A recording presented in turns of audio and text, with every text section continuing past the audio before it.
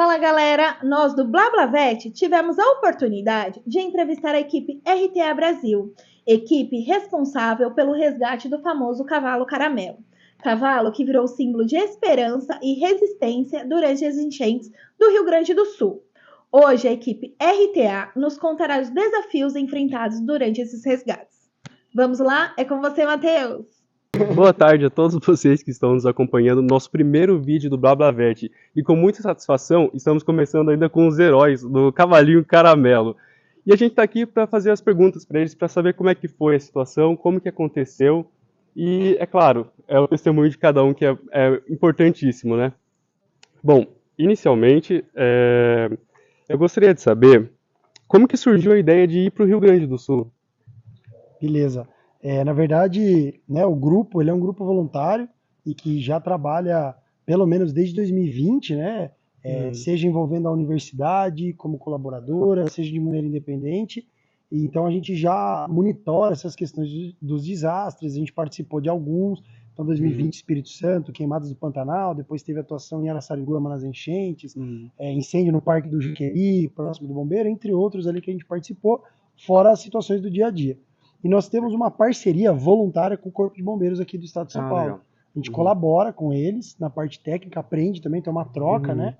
Entre o que é competência do médico veterinário e do bombeiro. A gente faz esse trabalho unido, seja nos treinamentos ou seja aqui nos atendimentos de ocorrência. E quando o Bombeiro de São Paulo foi chamado para colaborar no Rio Grande do Sul, lá como apoiador dos bombeiros do Rio Grande do Sul, por conta do estado de calamidade, nós também nos prontificamos, nos voluntariamos, em contato com o Major Barufaldi, que foi o comandante da primeira delegação de São Paulo lá. Ele disse que nós seríamos bem-vindos, porque tinham muitas demandas de animais. Então, eu não me lembro data agora, mas na sexta-feira que antecedeu, na sexta-feira logo depois das primeiras enchentes registradas, nós tentamos ir para lá, né? Não foi possível pousar no aeroporto, porque ele estava interditado, e fomos então com um carro próprio, e com a ajuda do pessoal, da vaquinha que o pessoal apoiou, com um carro próprio, enfim, a equipe aí de 5 integrantes, mas que a equipe, na verdade, voluntária, ela é muito maior do que essa, só que tá aqui, nós só representamos ela. Ah, legal. Então, o resgate que vocês fizeram foi, então, com base da vaquinha que foi feita e também de vocês também, o valor que... Na verdade, o que acontece? Nós íamos, num primeiro momento, de maneira 100% independente, cada um com seu recurso próprio. No entanto, quando todo mundo viu a mobilização, tudo. Aí alguns alunos até se mobilizaram, a Duda e a Camila, em especial, e tantos outros, iniciaram uma vaquinha para apoiar a nossa ação. Então não era a nossa intenção ter essa vaquinha, mas ela aconteceu e óbvio que nos ajudou demais a poder trabalhar. Legal. E vocês imaginaram que ia dar tanta repercussão do jeito que deu essa viagem, esse resgate? Particularmente não, porque como eu disse, né, nós não somos os mais experientes, mas nós temos já aí pelo menos 4 anos atuando em desastres, né, em diferentes modalidades de desastres, e nunca teve uma repercussão tamanha. E foi mais uma vez, a gente foi para mais um, para poder colaborar, para poder aprender também, porque a gente aprende muito lá. E a partir do que aconteceu ali, principalmente com o Caramelo, que não foi o único cavalo que a gente resgatou, tomou essa proporção aí astronômica, e claro, a tragédia também, né? Tomou uma proporção muito grande, que já não se via isso, acho que desde a década de 40 lá no Rio Grande do Sul. E vocês imaginavam também, assim, que ia chegar nisso? Então, a gente já tinha uma noção que ia dar uma repercussão pelo que a gente via no Instagram, o caso do Caramelo em si. Que era bem mas famoso. foi muito maior do que qualquer um de nós esperava. Chegar aqui... a gente viu as postagens, mas quando a gente chegou lá, a gente nem tava focado tanto no Caramelo que a gente não viu helicóptero, sobrevoando, tinha muitos helicópteros. É verdade, tinha os a gente tava tanto focado ali pro resgate que na hora ali fechou a mente de todo mundo. Então a gente nem tava pensando nisso na hora. Muita adrenalina também, né? Você também já imaginava que ia dar essa repercussão? Ah, não tanto quanto deu, mas a gente já estava imaginando que era um cavalo que já estava sendo falado na internet, que as emissoras já estavam de olho nele, mas que bom que deu tudo certo. E como a família de cada um de vocês reagiu a tudo isso que aconteceu? Quer falar primeiro? Da minha parte, minha mãe queria me matar. Porque minha mãe morre em medo de água. Aí tinha vez que eu mandava vídeo pra ela no meio da água, ela falava, você vai ver quando chegar em casa, vai apanhar, não sei o quê. Mas meus pais apoiam tudo, mas é mais uma questão da água ali. E vocês, a família de vocês, foi como? Eu acho que é tanta questão da gente estar treinando toda hora com o Léo, a gente fala, vamos treinar, vamos fazer um curso, que dá uma aliviada, mas com certeza eles ficaram meio apreensivos quando a gente sim. falou pra ir pra lá. Você? Sim, a minha família também ficou um pouco apreensiva, mas sabe da nossa qualidade técnica, né, de todo o nosso treinamento, e estamos preparados para essas situações. Certo, legal. E agora o Léo? Na verdade, assim, minha esposa ela já tá mais acostumada a essa loucura, né? Meus pais, óbvio, né? Hoje eu já sou emancipado aí faz tempo, né? Então a satisfação maior é para a esposa e para os filhos. Só que, lógico, todo mundo fica preocupado, né? E é engraçado, assim, não é engraçado, mas é que já tá na doutrina da família. A hora que começa a aparecer alguma coisa na TV, minha esposa já vira e fala, você já vai caçar rola, né? Você já vai pra lá, vai começar a arrumar mala, e aí o concomitante de telefone começa a tocar.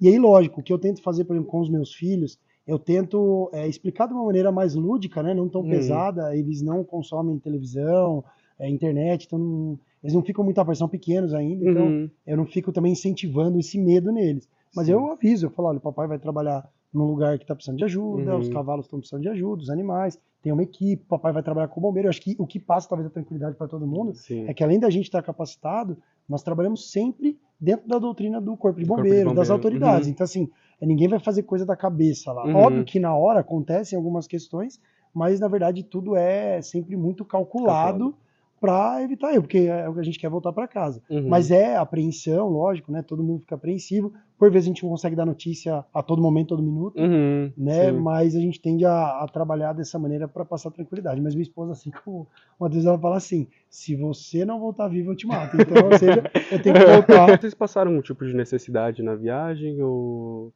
vocês já calcularam tudo que ia precisar e estiveram tranquilo?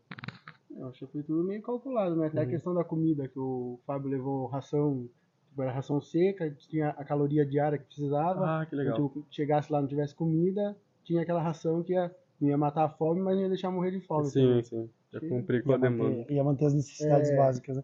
E isso, cara, talvez seja importante, sabe? Porque muita gente fala, eu quero ser voluntário, eu quero ir, eu quero ajudar. E nós estamos vendo várias pessoas conhecidas, inclusive, que estão indo para lá sem estrutura nenhuma, seja de acomodação, seja de alimentação, de água, e no ambiente devastado, em calamidade, ainda mais no Rio Grande do Sul, que nós não estamos falando só do caos natural, a tragédia, mas nós estamos falando de um caos, inclusive, adicional, né? Então nós temos muitas pessoas roubando, saqueando, muitas, eu não vou dizer muitas, mas temos algumas pessoas saqueando, roubando, facções criminosas que estão dominando regiões. Então, assim, por vezes você não tem acesso às questões. Então, nós fomos autossuficientes, e além da nossa autossuficiência, isso já estava coordenado com o Bombeiro de São Paulo. Então, o Bombeiro de São Paulo falou, por exemplo, não precisa trazer água porque vocês já estão na nossa contagem. Então, essa parceria possibilitou a gente, por vezes, também se alimentar com a comida dos Bombeiros de São Paulo, porque nós estávamos dentro do planejamento em virtude dessa parceria voluntária que nós temos com eles. Aí a pessoa acaba não calculando ali, ela acaba virando mais uma vítima ali, né, de toda a situação quando tem. Perfeitamente. E quais maiores riscos que vocês passaram? Tipo, até mesmo você falando de facções, vocês passaram por algo assim, perto de... Acho que esse foi o principal, né? Assim, o trabalho na água, eu acho que a equipe desempenhou muito bem, sabe? Com muita segurança, com muita responsabilidade, seja para os animais ou para nós. Só que teve um dia, né, por uma questão operacional, em que nós não estávamos com o Bombeiro de São Paulo, e nós buscamos num determinado bairro lá de Canoas, na cidade de Canoas, nós buscamos o comando do Corpo de Bombeiros do Paraná, que estava responsável por aquele bairro. E realmente o comandante separou 2 guarnições de bombeiro conosco, tinha também uma guarnição do Exército, né, para proteger além das 2 de bombeiro, só que tinha um grupo de voluntários lá, a princípio se intitulando do bem, e que eu acho que não estavam para querer fazer mal à população, só que eles estavam talvez numa energia totalmente diferente ali do cenário, e eram pessoas ali que tinham porte de arma, enfim, eles estavam ali, o exército estava junto, então acho que estavam autorizados a portar arma, nós não sabemos quem eram, né, mas se apresentaram ali como se fosse uma autoridade paralela ali, a gente achou até meio estranho, e realmente, assim, foi perigoso, a situação mais perigosa acho que foi essa, da gente entrar num bairro tomado por facção, e essas pessoas voluntárias foram totalmente responsáveis, sacando arma, apontando para uns prédios, dizendo que tinha criminoso lá, e o próprio pessoal do exército falou, olha, abaixa a arma aí, não vai ficar apontando. Só que a gente ficou vulnerável, a gente não sabia disso. Sim.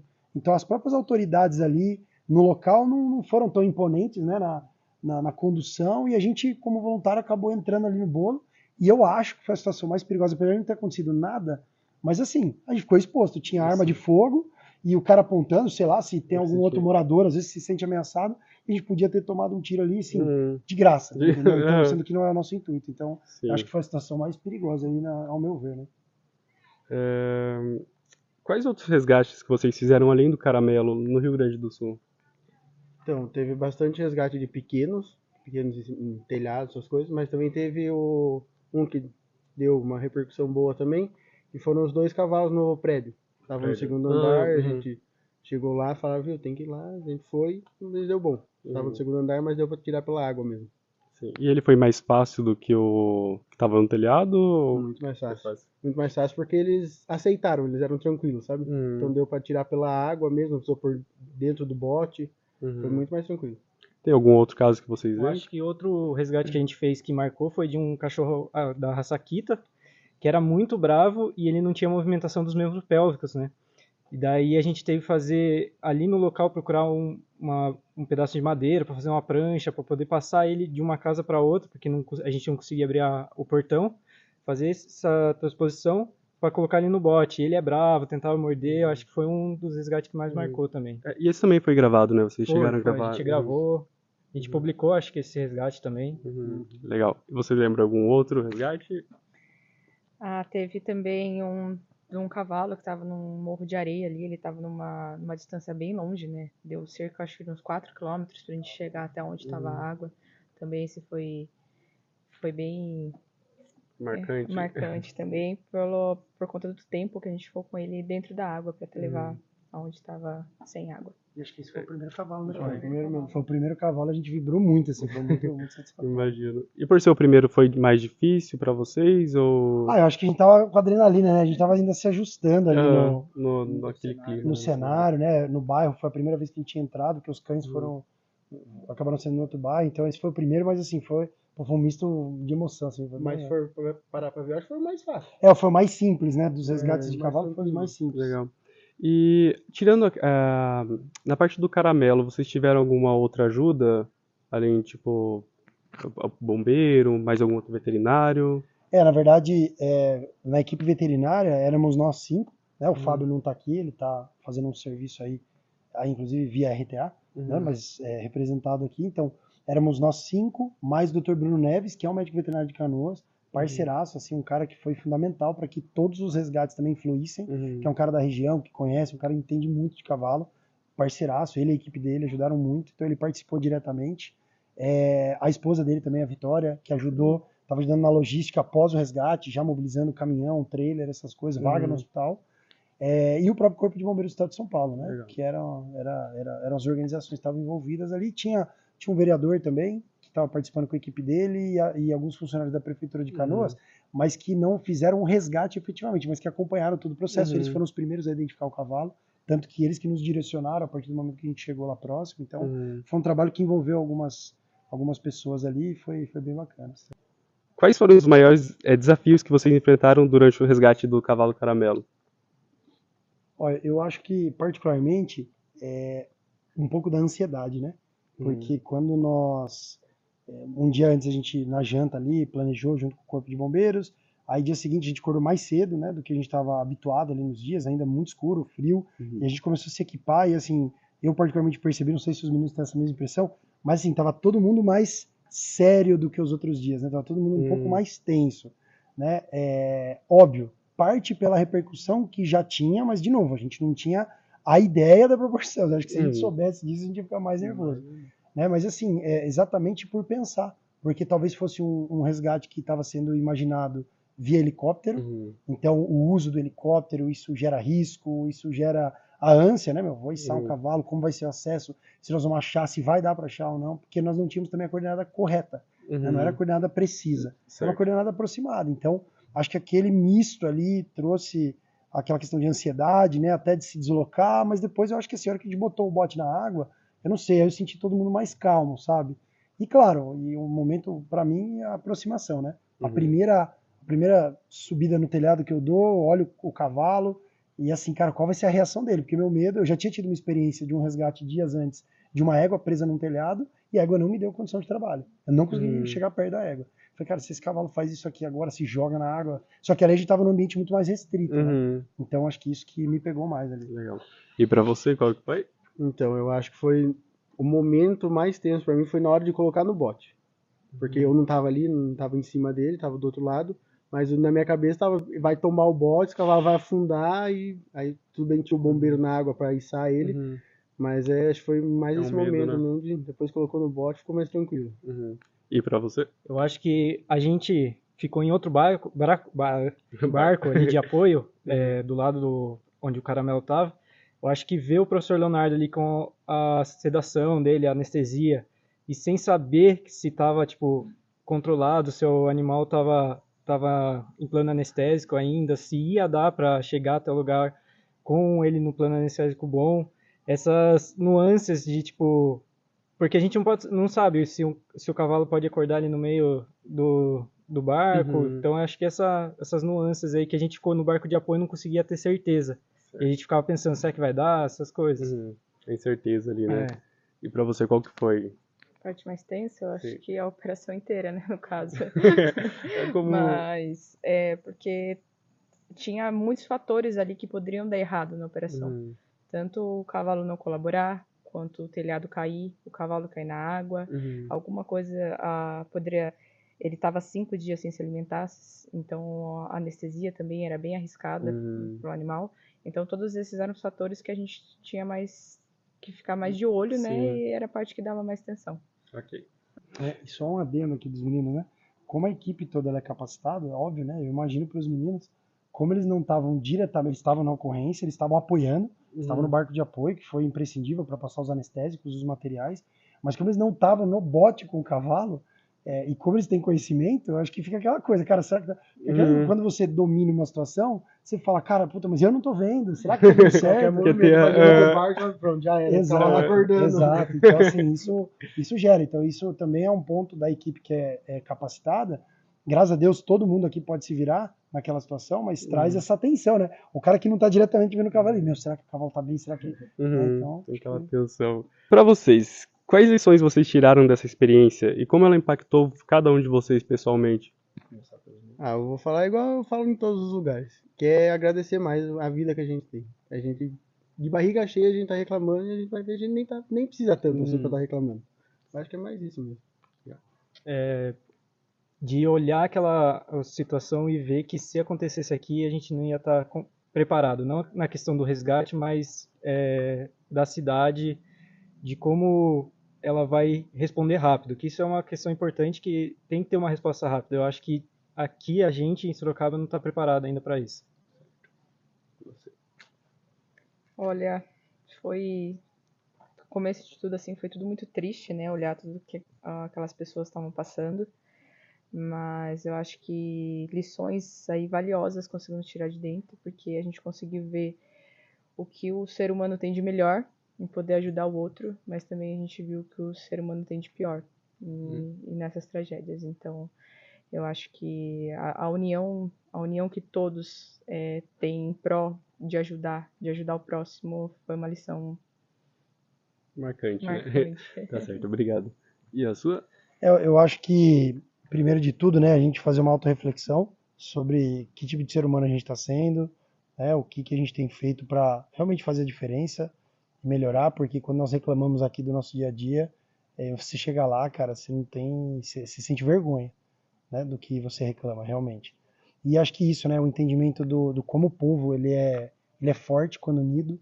Nós sabemos que os voluntários fizeram um trabalho excelente em todos os segmentos, com animal, com pessoas que, se não fossem os voluntários, talvez muitas pessoas teriam morrido, e não criticando as forças de segurança, o governo, enfim, é que eu acho que realmente, né, foi uma tragédia. Foram mais de 400 municípios afetados no Rio Grande do Sul, então qualquer força do Estado, da Federação, não teria como, e como não teve, força suficiente para responder, tanto que o Rio Grande do Sul está sendo reforçado periodicamente com a ajuda de diversos estados e até de fora do país.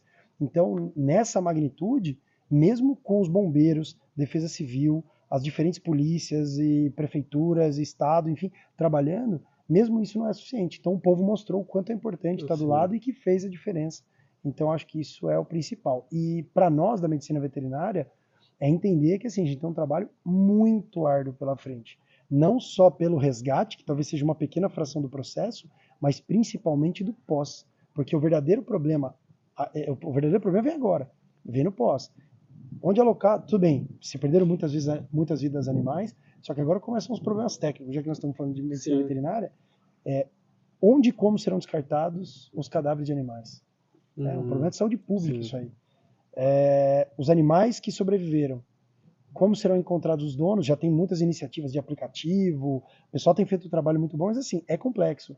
Onde que serão abrigados esses animais? Como será feita a manutenção? Então, e isso nós sabemos que existe muita iniciativa do poder público, mas também os voluntários têm feito um trabalho muito, muito grande com os reforços. Inclusive, os nossos irmãos do Gretap estão lá agora trabalhando no sistema de aporte nutricional básico, vacinação, né? E, de novo, muita gente está querendo ir agora.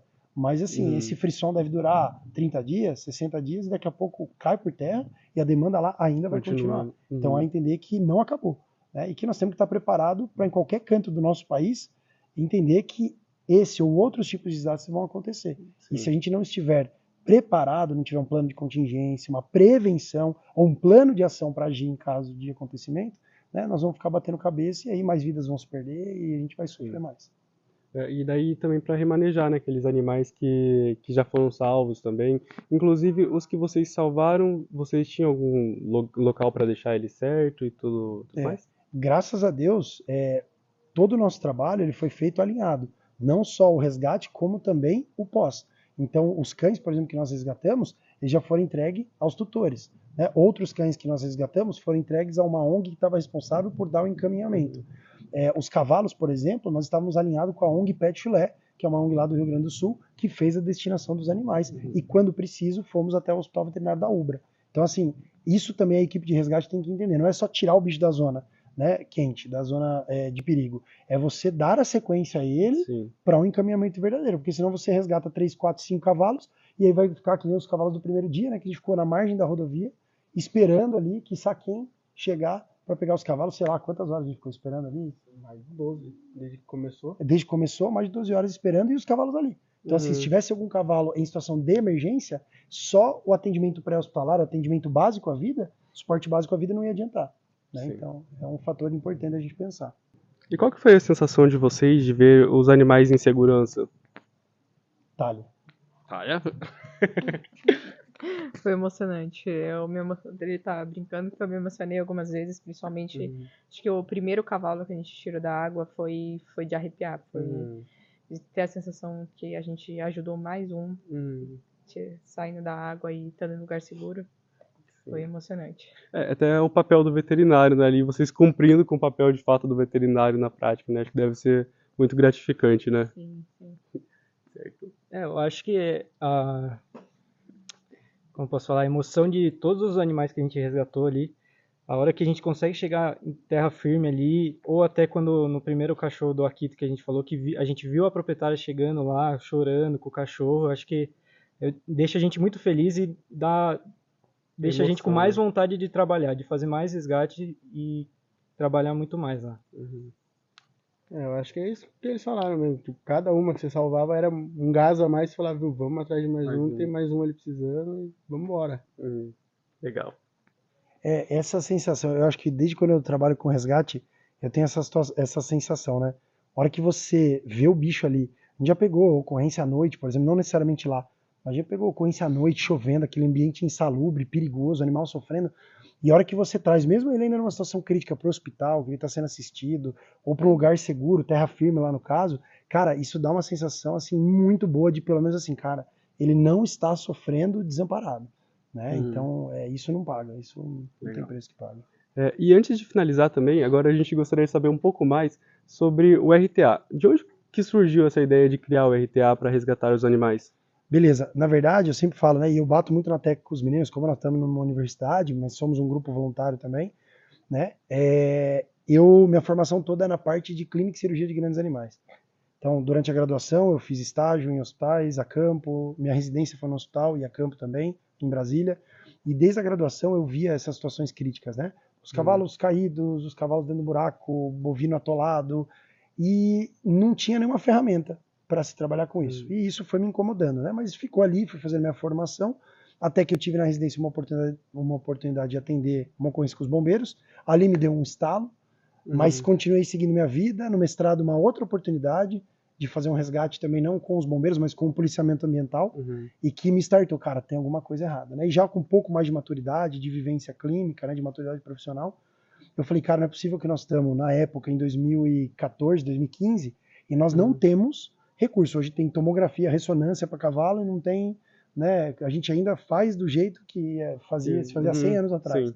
Então eu comecei a pesquisar, cheguei até os profissionais dos Estados Unidos e vi que nos países de primeiro mundo o pessoal trabalha com isso de maneira profissional, trabalhava há pelo menos 30 anos, que se chama resgate técnico de grandes animais, né? É o Technical Large Animal Emergency Rescue, e eu fui para os Estados Unidos em 2019. Então a construção ela vem desde 2007, 2014 isso se aflora, e 2019 eu vou para os Estados Unidos, faço uma capacitação lá, fico uma temporada lá com várias equipes, vários bombeiros, várias universidades, e eu volto em 2020 para o Brasil, e eu crio aqui, junto com outras pessoas, o GERTA, né, o Grupo de Estudos em Resgate Técnico Animal, e que durou aí efetivamente até hoje, mas até o ano passado ele de uma forma muito operacional. Então o grupo de estudo não se limitava só a palestras e eventos internos, mas ele também saía, fazia, atendia as ocorrências. Mas claro que a gente vai entendendo isso, e aí também o ano passado eu criei a RTA Brasil, para a princípio ser uma empresa, né, ainda não com o CNPJ de fato, mas ser um grupo oficial de atendimento e tudo mais, e foi tomando uma proporção maior, e a gente acabou, obviamente, inclusive junto com a universidade, entendendo que o grupo de estudo ele tem uma outra finalidade, e a RTA Brasil hoje ela cumpre com essa atividade de capacitação, de treinamento e de atuação externa, ou mesmo aqui interna, em parceria.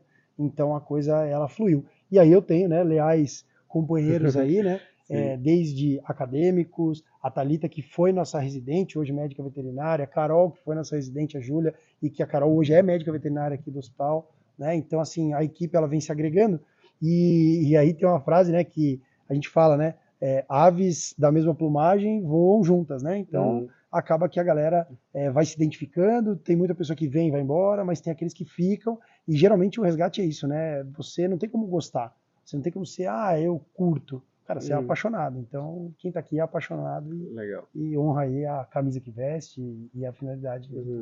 E aqueles que estão tendo a vontade de entrar para a RTA, qual a forma que eles podem para estar ingressando? Beleza, essa até era uma dúvida, né, transição. Matheus, você é vice-presidente, presidente do GERTA, né? A gente vem conversando e agora ainda está muito fresco, né, a questão de pós-Rio Grande do Sul, e tenho certeza que a galera já começou a procurar, mas a ideia é que a gente abra processo seletivo para o grupo, para ter mais estagiários, para ter efetivo, até porque a gente precisa para poder trabalhar. Então, provavelmente em breve aí, via GERTA, via Uniso e via redes sociais nossas aí, a gente tenha aí um processo seletivo aberto para poder selecionar a galera nas mais diversas frentes. Não é só efetivamente no resgate, mas talvez logística, abrigo e assim por diante, para o grupo poder crescer e expandir suas atividades. Certo. E para vocês, qual que é o diferencial da RTA? Cara, na verdade, eu acho que assim, todos os grupos que trabalham isso com isso hoje no Brasil são grupos diferenciados, né? Então nós temos cerca de 3, 4 grupos que atuam, tem um 5º grupo aí que está numa fase embrionária ainda. Então eu acho que só isso já é um diferencial, você tratar de uma temática dentro da medicina veterinária que praticamente ninguém aborda, né? Cada ano ela tem ganhado mais força, mas ainda é algo muito novo. Né? Então nós temos os grupos de Minas Gerais, grupo do Mato Grosso do Sul, tem o pessoal de São Paulo também, do Greta, da São Judas, temos nós aqui, o GERTA, tem a RTA Brasil, que apesar de ser um grupo que está sediado em Sorocaba, mas na verdade opera em qualquer lugar. Então acho que todos os grupos são diferenciados de trabalhar dessa maneira. No nosso grupo, o que a gente traz de uma proposta aí, que não vou dizer que é diferente, mas que é a nossa expertise, é o foco nos grandes animais. Né? Nós não temos aí, nós não deixamos ninguém para trás, então se for preciso fazer resgate de pequenos, de silvestres, a gente cumpre também com essa obrigação, porque por vezes somos nós ali a esperança naquele local, mas de fato o foco do nosso grupo é o cavalo, é o boi, né? São os animais de grande porte que representam para nós um grande desafio por conta do tamanho, peso, comportamento. Então acho que isso é uma característica do grupo, não vou nem dizer que é diferencial, porque acho que, por exemplo, os grupos de Minas têm uma expertise com pequenos absurda, o pessoal do Mato Grosso do Sul, também de pequenos, com a parte de silvestres, e tem a Dani que trabalha com uma linha de grandes, então acho que assim, tá todo mundo no caminho e cada um tem o seu DNA ali um pouquinho puxado para cada lado. Legal. E antes da gente finalizar, tem alguma coisa que você gostaria de estar falando para o pessoal que está no Rio Grande do Sul, ou para aquelas pessoas que estão assistindo mesmo, sobre tudo isso mesmo que vocês passaram? Legal. Eu acho que nós precisamos de incentivo na área do resgate técnico aí, animal, de maneira geral na medicina veterinária.